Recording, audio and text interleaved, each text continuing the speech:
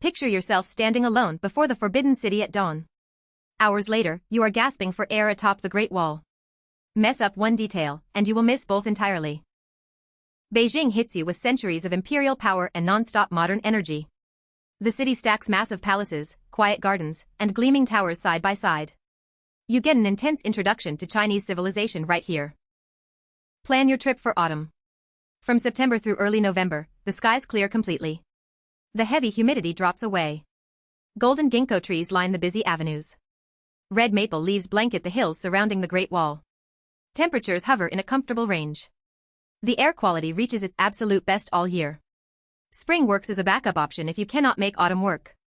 Expect occasional dust storms in spring, so pack a mask if your lungs are sensitive. Beijing swings wildly between hot afternoons and freezing nights. Dress in layers. Think of an onion approach. You will peel jackets off during the day and pile them back on after sunset. The Forbidden City dominates the center of Beijing. You enter through the massive Meridian Gate on the south side.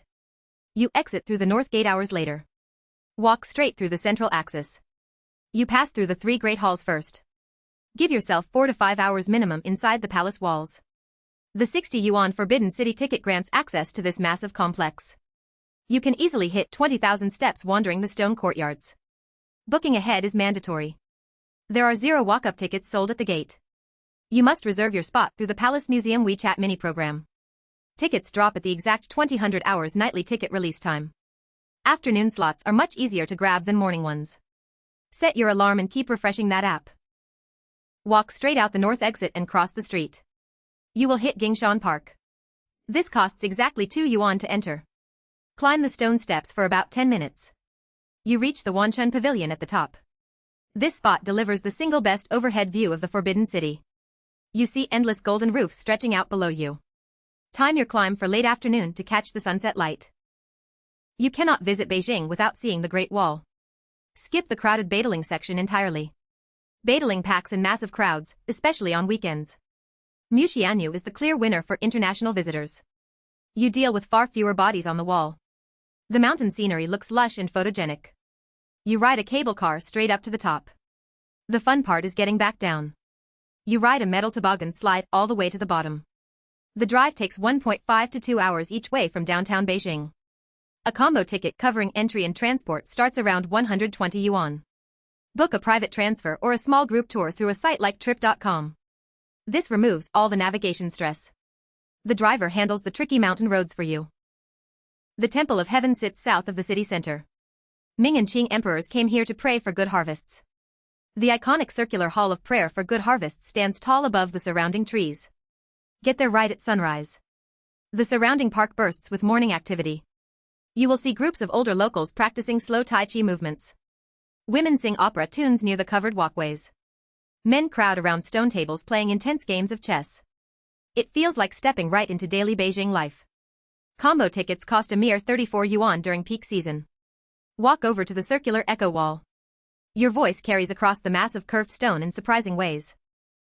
The Summer Palace serves as China's largest surviving imperial garden. You want to spend a solid 3 hours exploring this site. The massive Kunming Lake dominates the entire view. Walk through the famous long corridor. This covered wooden walkway stretches for hundreds of meters. Every single beam features detailed paintings from ancient myths and classic stories. Do not skip the marble boat sitting at the edge of the water. Cross the 17-arch bridge to see the detailed stone lions. Peak season combo tickets cost about 60 yuan. The gardens here offer a quiet break from the loud city traffic. You came to Beijing to eat crispy Peking duck. The skin comes out perfectly brittle. The meat stays incredibly tender. You wrap the slices in a thin pancake with cucumber and sweet bean sauce. Sijimenfu roasts their ducks in an open oven. You pay around 150 to 200 yuan per person here. The branch near the Forbidden City offers incredible corner tower views. Book your table days in advance. Quanjude represents the classic historic choice. Expect to drop 200 to 300 yuan per person for this sit-down meal. Dedong serves upscale modern duck dishes for a special night out. Baiyanyufang uses a totally different closed oven technique for the exact same price as Sijimenfu. Book your duck table days in advance. The top spots fill up fast every single night. One honest tip that works for every meal in Beijing: stay away from restaurants waving English menus near major tourist sites. Walk just 2 blocks away from the main squares. You will find superior food at a fraction of the price. Understand the reservation system before you arrive. Every single major attraction in Beijing requires advance online booking. You absolutely cannot walk up to a glass window and buy a ticket. This reality catches many travelers off guard. Tiananmen Square requires a free reservation made days ahead. The National Museum needs advance booking through their official mini program. Everything uses real name registration tied directly to your passport number.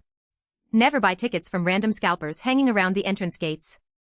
All official sales happen digitally through the designated WeChat platforms. Beijing runs a massive subway network. The system stays spotlessly clean. Trains arrive every few minutes. Fares start around 3 yuan per ride. You can tap your foreign Visa or Mastercard right at the metro turnstile. The card reader accepts the tap instantly. No ticket machine required. This makes getting around incredibly smooth. For everything else, set up Alipay and WeChat Pay and link your international card before you arrive. Mobile payment is nearly universal, from street food to taxi rides. Book your car through the Didi Mini program right inside Alipay. Drivers rarely speak English, so always have your destination written in Chinese characters. China blocks Google services completely. Your standard Google Maps will show a blank screen. Download Amap or Baidu Maps instead, and grab a local SIM card at the airport so your maps load instantly. The visa rules just shifted in your favor. Citizens of 55 countries qualify for the 240-hour visa-free transit policy if they pass through Beijing. You can also check if your country landed on the 30-day unilateral waiver list. This saves you a trip to the embassy completely. Check your specific passport rules before booking flights. Prepare for massive amounts of walking on this trip. You will easily log 20,000 steps per day exploring the massive palace squares. Wear your most comfortable athletic shoes. Keep your physical passport on you constantly. Security guards check this document at every single attraction entrance. Pack your own pocket tissues and hand sanitizer. Public restrooms sit on almost every corner in Beijing. They almost always feature squat-style toilets. They rarely stock toilet paper. Stay in the Dongcheng district for your first Beijing trip. The Wangfujing and Qianmen neighborhoods sit right in the center of the action. You can walk straight from your hotel lobby to the Forbidden City walls in minutes. The subway connections here link you to every distant corner of the city. Budget hotel chains sit right next to luxury international brands. Pick a hotel that puts you steps from a major subway line. This single decision saves your exhausted feet after a long day of walking. Read the full written guide with prices, maps, and hotel pics at sinowander.com. Link in the description.